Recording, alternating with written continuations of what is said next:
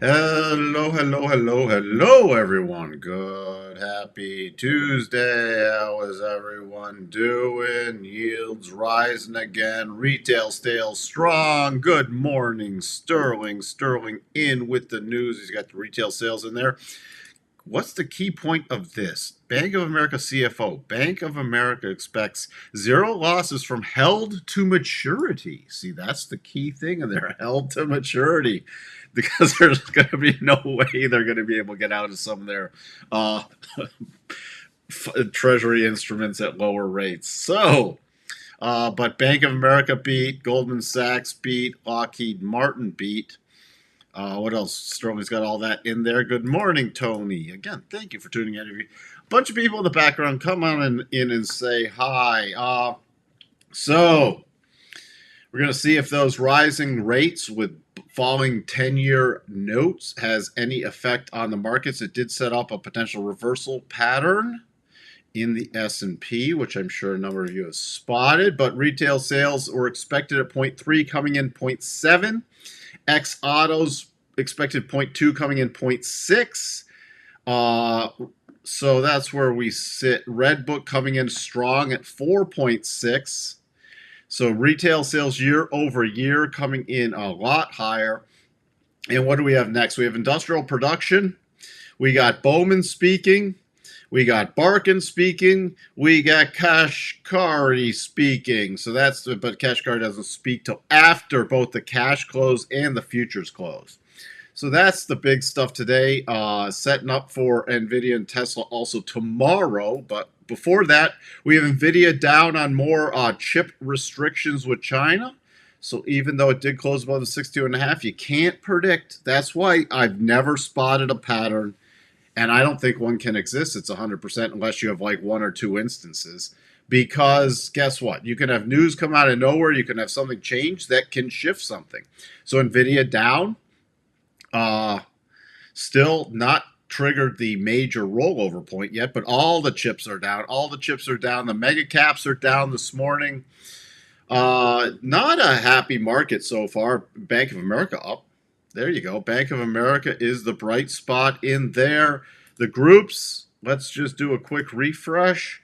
Groups, let's see if everything's still negative. Everything is still negative with technology leading it lower. Fed watch. I'm going to refresh this once more too because stuff's moving pretty quickly. Probabilities here. We have climbing actually in December's climbing up to 36 and January's to 38. So we will see because this could also be more inflationary pressure. Remember, retail sales aren't inflation adjusted. So the numbers can go higher if inflation is remaining sticky or increasing, even if the consumer is buying less. Retail sales can come in stronger if inflation is going back higher. So we'll have to see about that. Fear and greed still in fear mode. Who else is in here? Hey, Anissa. Good morning, Richard. What else do we have? What else do we have? So United after the close, Interactive Brokers, JB Hunt after the close, and then tomorrow is a pretty big earnings day overall. Even before the open, pay attention to that with ASML, Procter Gamble, Morgan Stanley, U.S. Bank Corp, and then after the close tomorrow is really big. Thank you. Qualcomm and ARM holding shares down over 1% each. Where are you getting your news scrape from, Sterling? So I'm just curious. Right now earlier we had a flagging pattern, so I was seeing if we broke out or broke down. So it's clearly the breakdown area. Going it just to today, going in the open, I'm going to be watching 1 hour at 43.6825 for a close. We go close below that. It is going into some key support, but then we could retest the lower. Key resistance now, going back up, I'll be watching about 43.87 to about 43.89 as a key resistance area. And that's the short-term stuff. Longer term, come on. Longer term, this is a valid potential double top, but we need I'd be watching for a daily close below 43.4075. Don't think there's enough momentum in there today to get to that level, but we can see going through the rest of the week, because that could potentially take us back in the area of the 200 with the beginning of October lows. Remember, it's only potential. It doesn't ever have to trigger.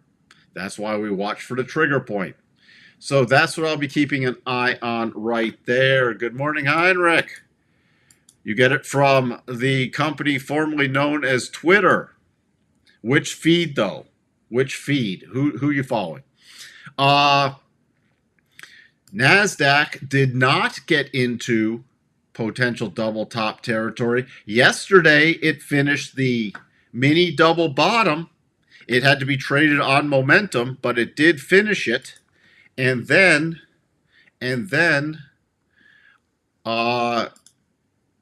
let's just see something here. I forgot. Yes, that. So if we looked here, this we still have. It's hit the first target from this. We had an extended base, which I don't like with the flagging pattern, but the retail sales essentially brought it to the first target.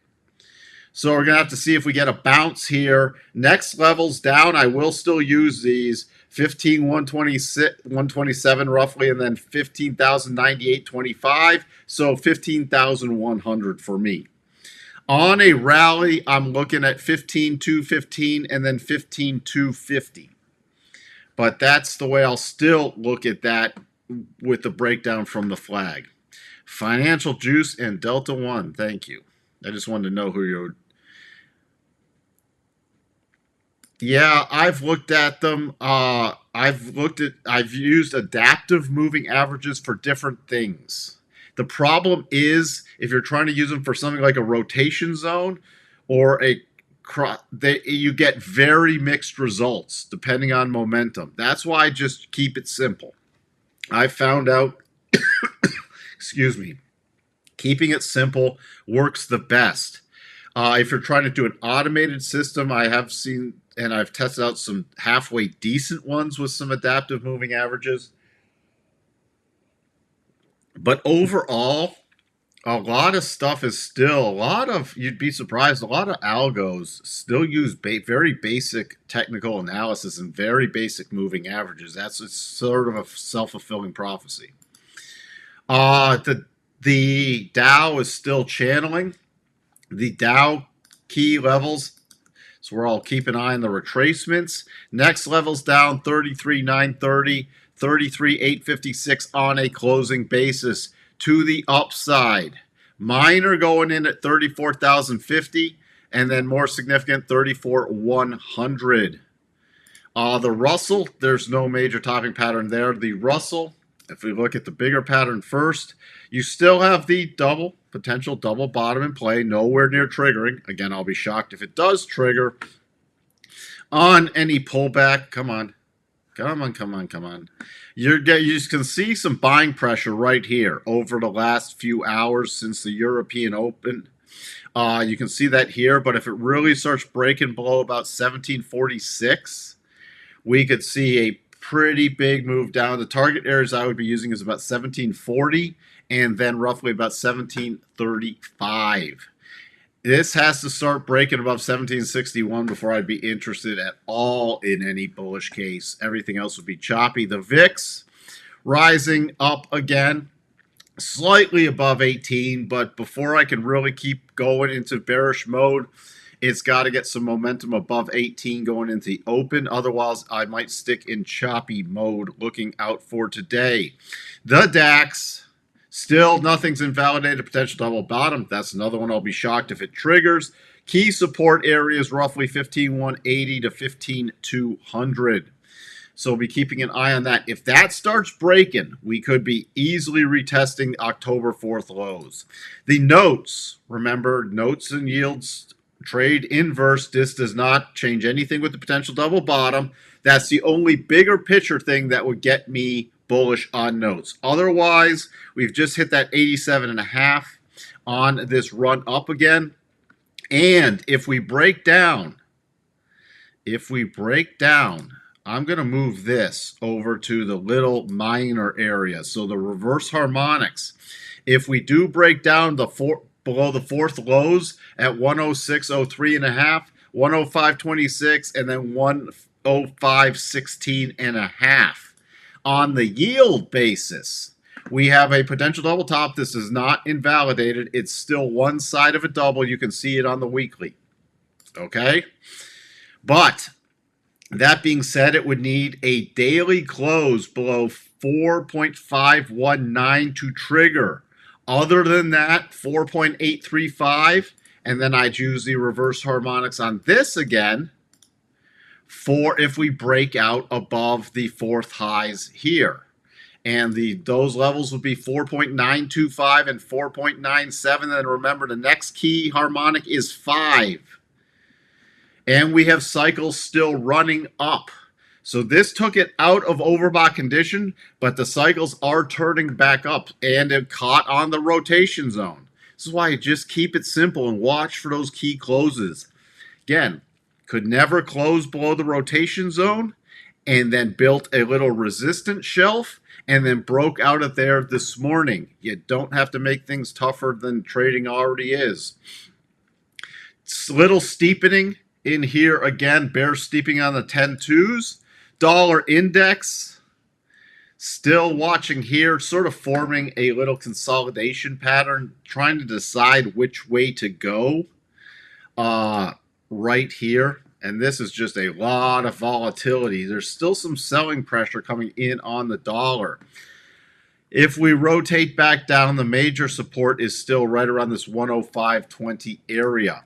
It has to start breaking out back above 106.28. It technically, we should be favoring, based on probabilities, still a bullish pattern, but we have not been able to get a substantial, even with those strong retail sales, it just led to some volatility.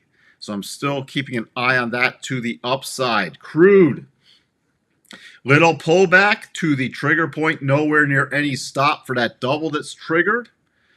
So this is giving a potential better entry signal in, but the stop is still a ways away.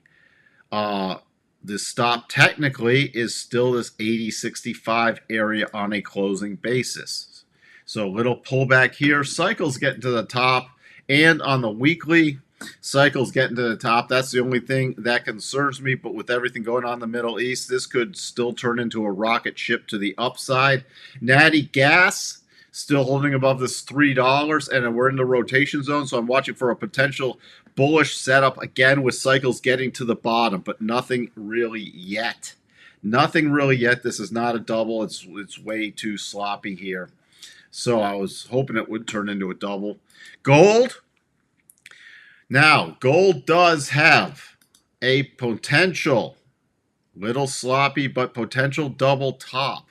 If we get the 4-hour close below 119.21.2, then I'll start watching for the pullback. What's interesting is it's basing right around this 1942 to 1945. If we start breaking up for there, I got to look for the breakout play into the stronger move area. Remember, still watching for a major bottoming area.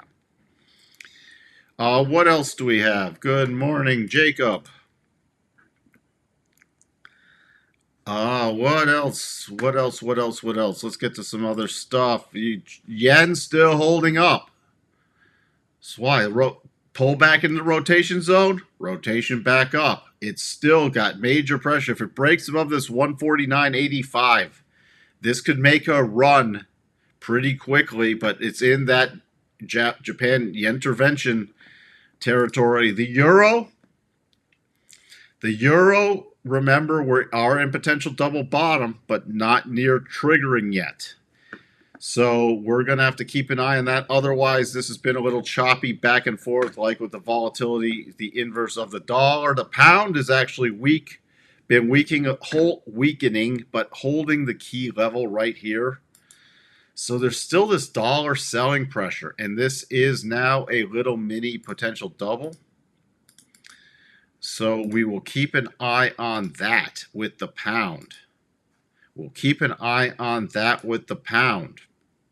Again, You use the 50% projection, the 75%, and the 100% for those newer people here. Let's take a look at the spiders and the Qs. Spiders and the Qs. Again, the spiders yesterday topping out at the first target, and the 50 has not been able to break above there. Has not been able to break above there, and this is a mess for a double. But if we get the close below 429.89, I got to start watching for the bigger pullback. I won't use double targets. I'll be using 426.61 as the first target area. Okay, upside targets still remain. Now, we still have a gap to fill today. Potentially 431.54 would be my downside target today. And then 430 to about 430.20 would be my next downside targets. On a move back up, I would target yesterday's open 433.82 area.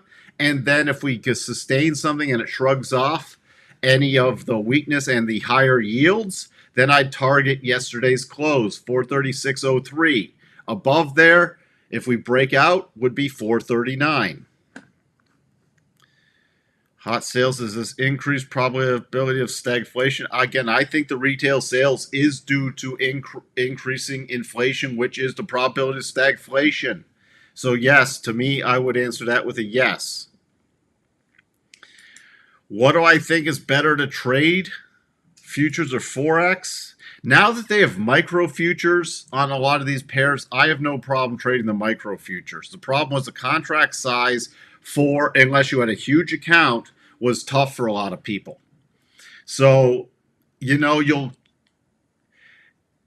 the other thing is a lot of the FX brokers are the Wild West. So I somewhat now prefer the micro futures for, I just cover the cash, but the micro futures I think are a pretty decent way to go for trading that.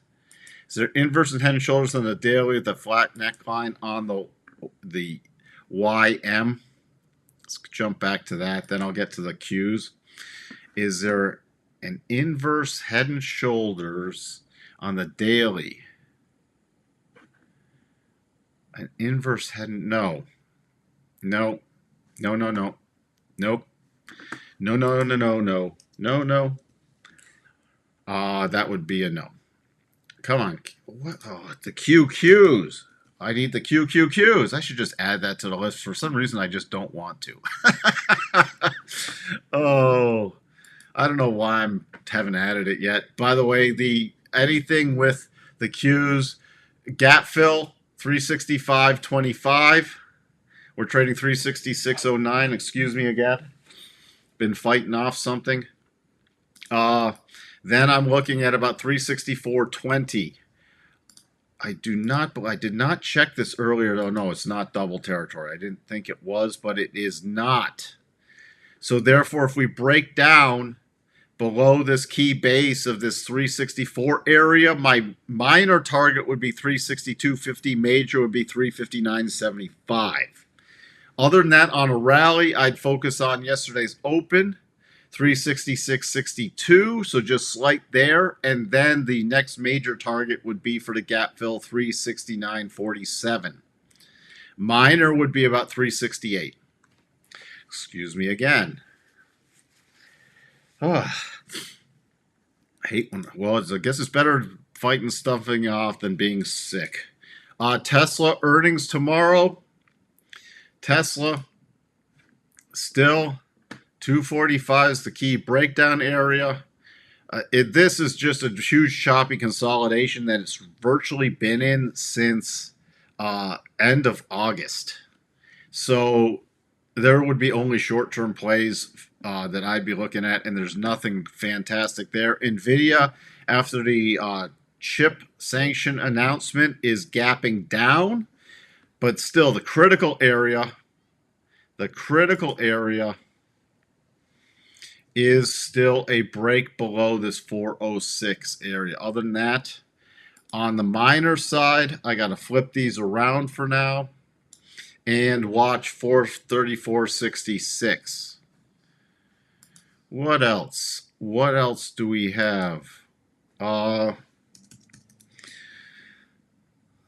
Apple yesterday, after the week phone sales out of China, still bouncing back. I mean, people are still wanting to buy this market. I think they're still wanting to buy it going in the year end. I think we still might get some kind of year end rally. The Middle East conflict has thrown that in sort of a mix, but I'm not expecting, if we do start getting the end of year rally kicking in more so, especially in November, I'm not expecting it to last all the way through the year end.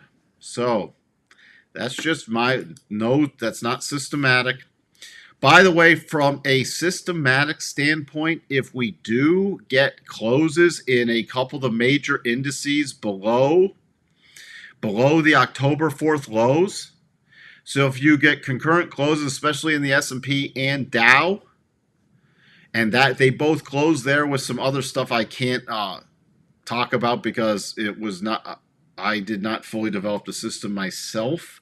That would be a very bad sign, and we go into an intermediate sell signal. So what I'm advising everybody, just again, take it for how you want to position your portfolio. One of the key things I'm watching is if we get simultaneously closes below this key level in the S&P, the Dow, okay, the Dow for the fourth level where it formed that double bottom would not be strong for then a year-end rally at all.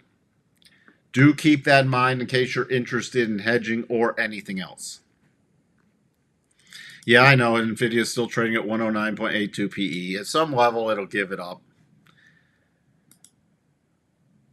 Don't feel bad. You've only been waiting to add QQQ and SPY to your list for about a year. Thank you, Patrick. He's keeping track. Now I got to add it, don't I? You know what? You know what? Since Patrick pointed it out, now it's at the bottom. Look at this, Patrick. You guilted me into doing it. You guilted me into doing it. Now, I'm still, you know what? I'm putting it above Bitcoin, though. I'm putting it above with the false report on Bitcoin yesterday that the ETFs had been. I mean, this is the kind of crap. This is why Bitcoin's a joke at this point. With the liquidity, with the fake spoofing, with the crap market making. Look at this. Oh, ETF been approved. No, it's not. It's still just a joke at this point. So you get the crap out of the market, I'll start covering it again. Good morning, Lauren. Just in time to wrap it up for today, let's check in back with the S&P. Again, still keep an eye with the tick. Keep an eye at this 4368 area going into the open if it does get down that far, to see if there's any reversal pattern. All right.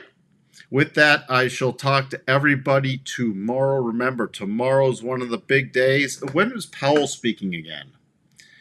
What day was the Powell speaky? Powell is on, what, Thursday. All right, so tomorrow's a big day for earnings, especially in the afternoon, and then Powell on Thursday. So Wednesday and Thursday will be very interesting this week. All right. That's what was a beat. Well, it was a bunch of people. Yesterday, I'm talking spoofing overall, but yesterday that spike was, I forgot which, Cointelegraph or one of those sites said the ETF was approved when it wasn't. They had to retract that, but that was a bunch of people just piling in. And then the algos catch up with it. And then it was, no, it wasn't. And then everything flipped the other way. But that should tell you something about the liquidity.